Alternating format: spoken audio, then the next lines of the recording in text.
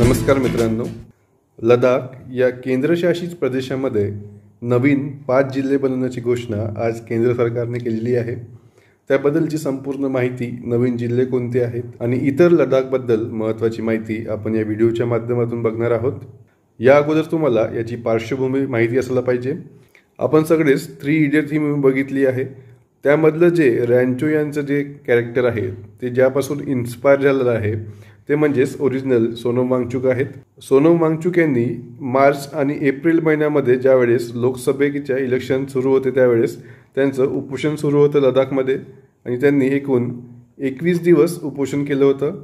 लडाखला राज्याचा दर्जा मिळावा आणि लडाखच्या संविधानाच्या 6व्या अनुसूचीमध्ये समावेश करण्यात यावा, या त्यांच्या महत्त्वाच्या मागण्या होत्या।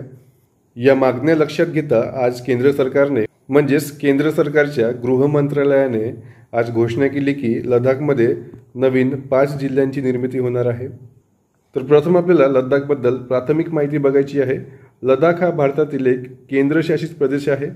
हा कशा प्रकारे बनला आपण समोर बघणार आहोत। हा भारतीय उपखंडातील उत्तर भाग आहे। लडाखच्या पूर्वेस तिबेट, दक्षिणेस लाहोल स्पिती विभाग आहे, पश्चिमेस जम्मू आणि काश्मीर आणि पाकिस्तानातील गिलगिट बल्टिस्तान हा प्रदेश आहे, उत्तरेस काराकोरम खिंड आणि पश्चिमेस चीनच्या शिनच्यांगला याची सीमा लागते। हे महत्त्वाचे आहे। तुम्ही पूर्व पश्चिम उत्तर दक्षिणला कोणते प्रदेश लागतात आणि सीमा कुठे टच झाल्या आहेत हे पण तुम्हाला लक्षात ठेवायचं आहे। भारतीय संसदेच्या कायद्यानुसार लडाख हा 31 ऑक्टोबर 2019 रोजी केंद्रशासित प्रदेश झाला म्हणजेच युनियन टेरिटरी झाला आहे। लडाखी येथील ही प्रमुख भाषा आहे। लेह हे लडाखमधील सर्वात मोठे शहर आहे आणि हीच लडाखची राजधानी सुद्धा आहे। लडाख हे भारतातील सर्वात उंच पठार आहे आणि त्यातील बहुतेक भागात 3000 मीटर म्हणजेच 9800 फूटपेक्षा जास्त आहे। हे हिमालय ते कुनलुन पर्वतरांगापर्यंत पसरलेले आहे। आपण तुम्हाला भूगोल या विषयामध्ये महत्त्वाचा पॉईंट आहे। तर आजपर्यंत लडाखमध्ये 2 जिल्हे होते, तो म्हणजे लेह जिल्हा आणि दुसरा कारगिल जिल्हा आहे। त्यानंतर आज ज्याप्रमाणे केंद्रीय गृह खात्याने नवीन जिल्हे निर्माण करण्याची घोषणा केली आहे त्यामध्ये झास्कर, द्रास, नुब्रा, शाम आणि चांगथांग हे नवीन 5 जिल्हे निर्माण करण्याची घोषणा केलेली आहे। या नवीन 5 जिल्ह्यांची निर्मिती झाल्यामुळे लडाखमध्ये जिल्ह्यांची एकूण संख्या ही 7 होणार आहे। या आधीचे लेह आणि कारगिल आणि हे सोबतच 5 जिल्हे असे टोटल 7 जिल्हे लडाख या केंद्रशासित प्रदेशामध्ये होणार आहेत।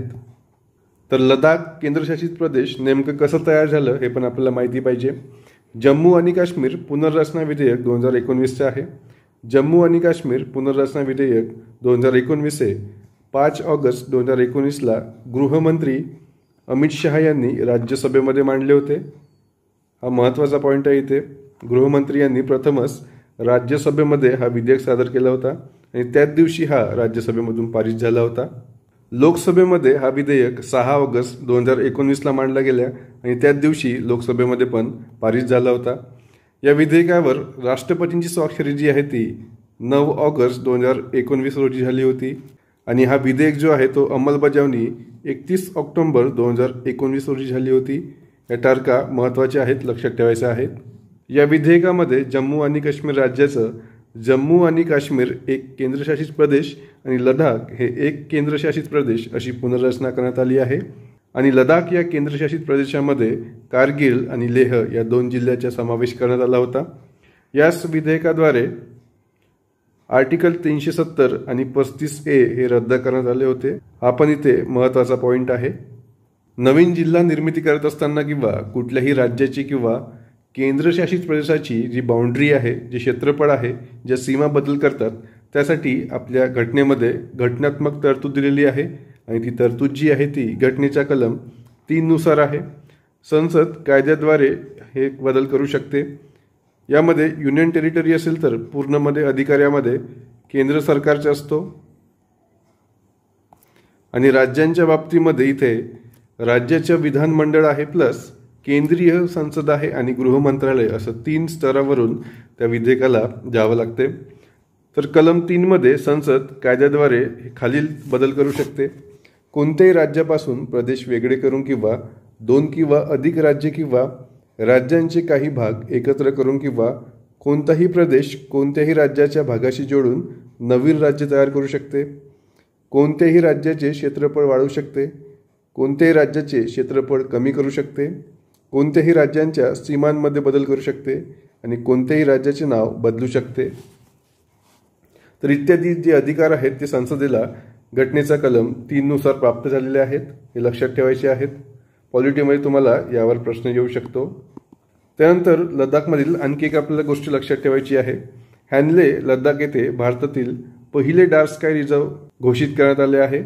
डार्क स्काय रिझर्व हे एखाद्या जागेला दिलेले पदनाम आहे ज्यामध्ये जमिनीच्या किंवा प्रदेशांच्या भागामध्ये कमीत कमी कृत्रिम प्रकाशाचा हस्तक्षेप असतो. म्हणजेच यामध्ये आर्टिफिशियल लाईट जो आहे तो नाममात्र असतो. इंटरनॅशनल डार्क स्काय असोसिएशन ही US ची संस्था आहे जी आंतरराष्ट्रीय गडद आकाश ठिकाणे, उद्याने, अभयारण्ये आणि राखीव जागा म्हणून नियुक्ती करते. आता हा जो डार्क स्काय आहे याचं तुम्हाला लोकेशन पण माहिती असायला पाहिजे. आपण बघितलं की चांगथांग हा 5 पैकी एक जिल्हा आहे. चांगथांगच्या हॅनली व्हॅलीमधील नीलमखुल मैदानात माउंट सरस्वतीच्या शिखरावर वसलेले आहे. हे विरळ मानवी लोकसंख्या असलेले कोरडे थंड वाळवंट आहे आणि त्याच्या शेजारीस हॅनले मठ पण आहे. तर इत्यादी माहिती पण तुम्हाला करंट अफेअरच्या बाबतीमध्ये लक्षात ठेवायची आहे.